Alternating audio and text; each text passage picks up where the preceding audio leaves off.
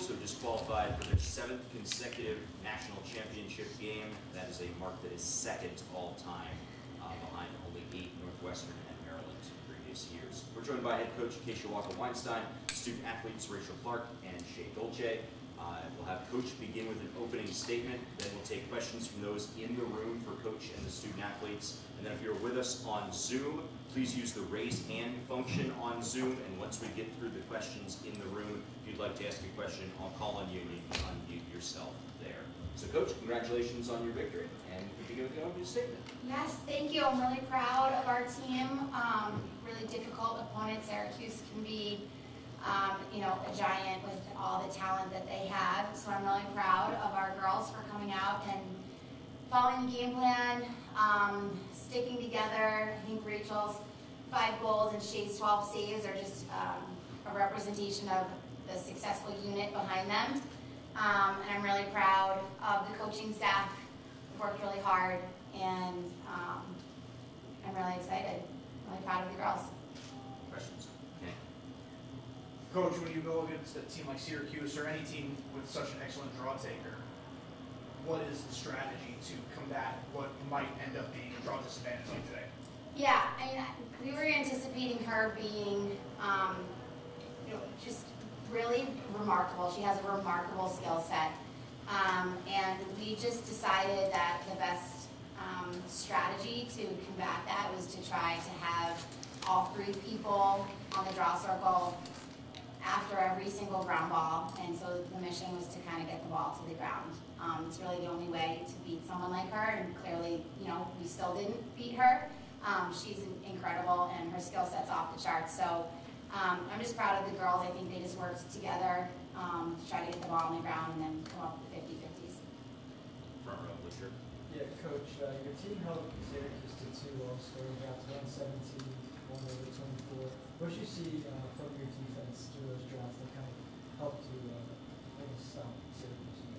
Yeah, we, these guys work really hard and they prepare really hard. They study. I can't say that they work harder than anyone else because I don't know what anyone else does, but I do feel very confident in how these girls prepare.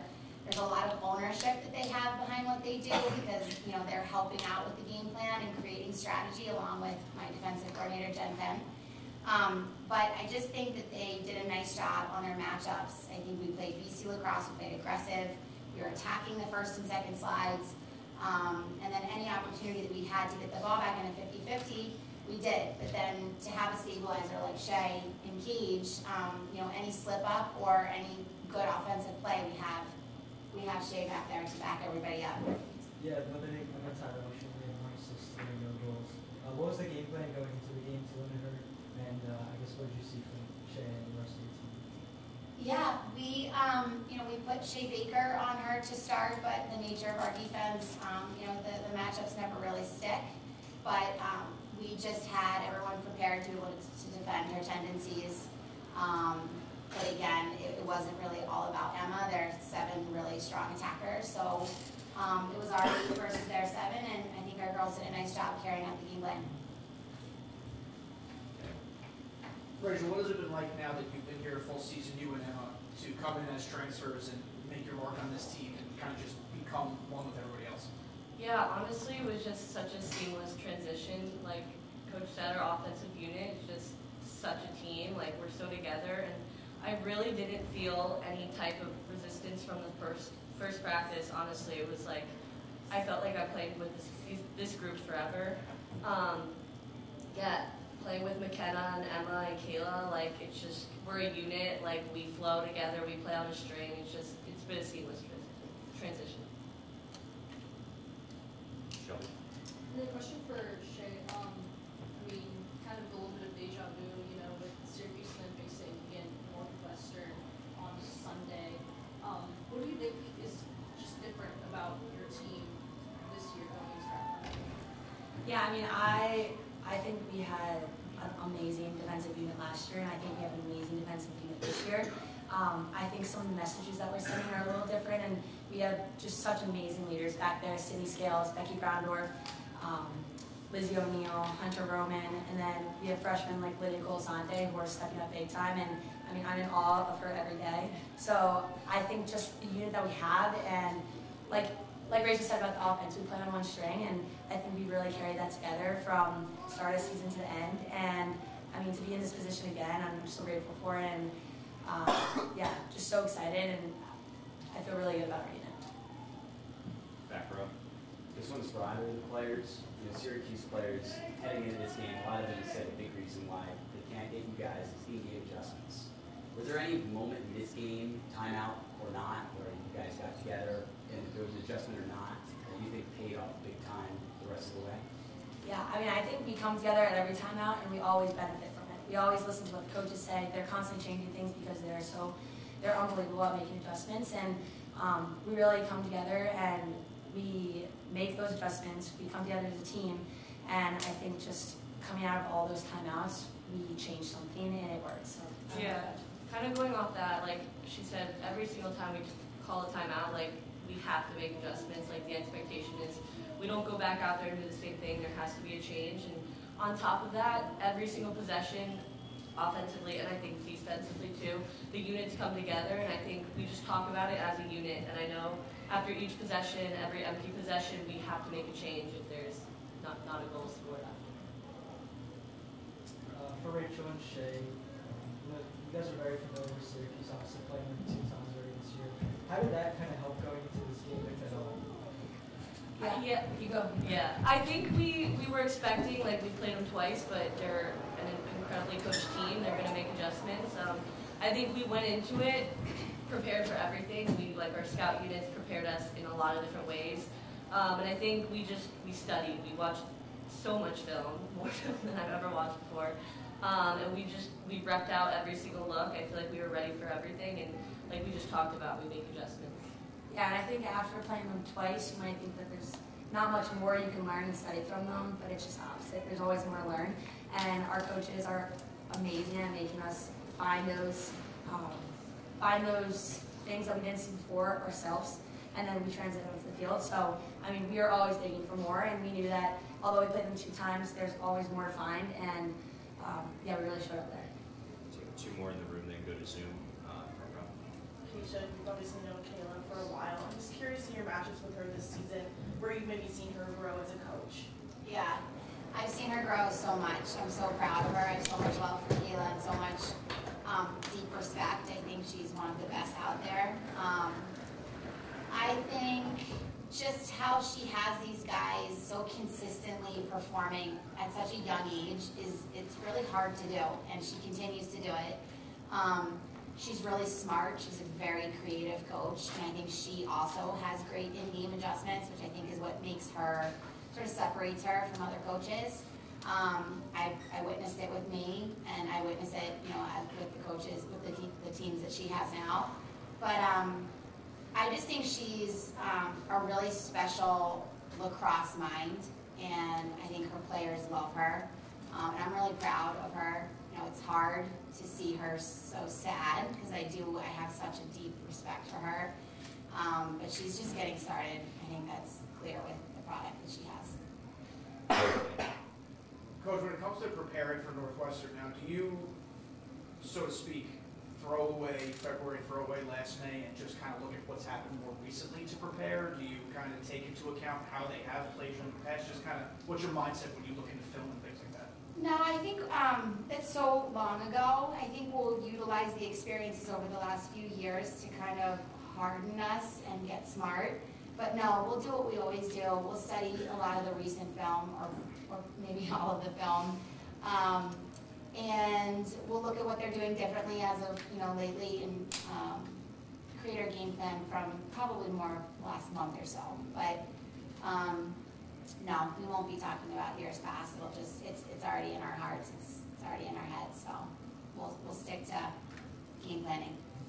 Let's go to Zoom here. Let's start with Kevin Stone. You can unmute yourself and ask your question. Hey. You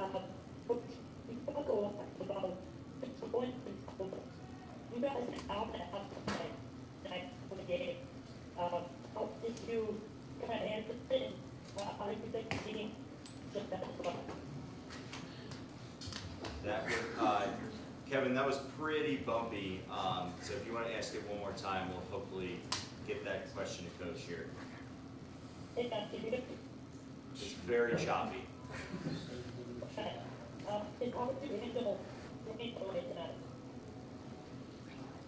Oh, the rain delay. How to handle the rain delay? Yes. Got it.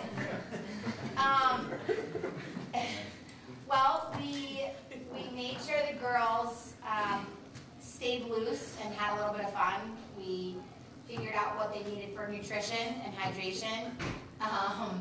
And then we really just gathered them back together about 15 minutes until we were going to start to play and just reviewed the game plan again, got stable, got grounded, and then just refocused. It was fine. It wasn't a big deal. I asked them to allow the rain delay to serve us and to help us, and I think they really locked in and got focused. Dan Rubin. Hey, Coach, and congratulations again on the you mentioned the ball in the mouth of controls.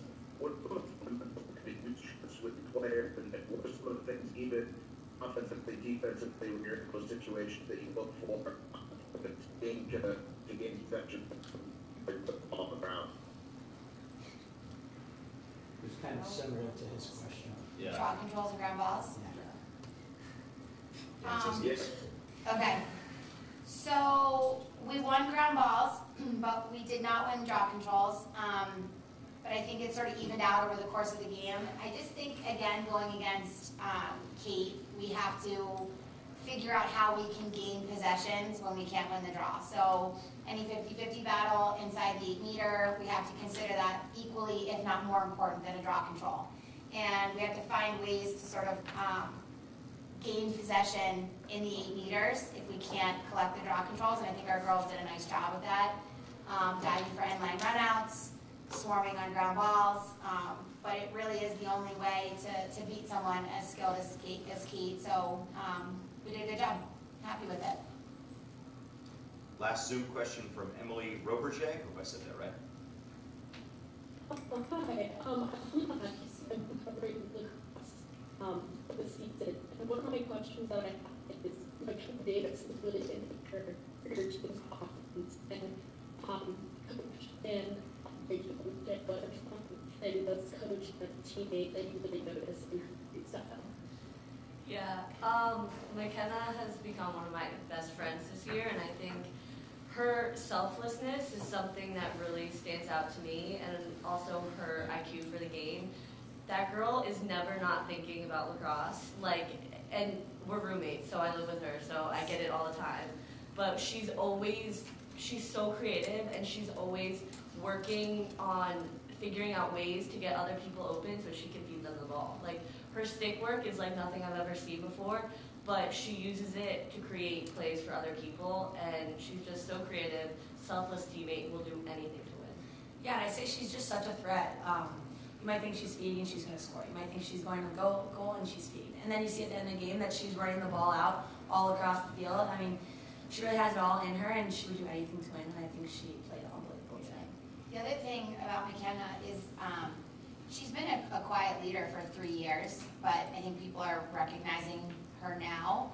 Last year, like Rachel said, she would come off the field in between games, in between quarters, on weekends, and she would have all these solutions to the problems. But we challenged her this fall to tell her to be a problem solver in the moment. So it's not like a Monday morning quarterback kind of thing. And she took that, and now she's out there in the moment, in the plays, problem solving for our offense, which I think is a huge distinguishing factor about her, and it really helps the team, because that's a difficult thing to do. It's easy to go and watch film later, or to how out with your coaches in between quarters, but she's out there problem solving in the middle of the moment. So so much credit to McKenna. She studies and works really hard. Perfect. Coach, Shea, Rachel, congratulations. Yeah. Thanks for joining us tonight. We'll see you Sunday. Thank you. Thank you.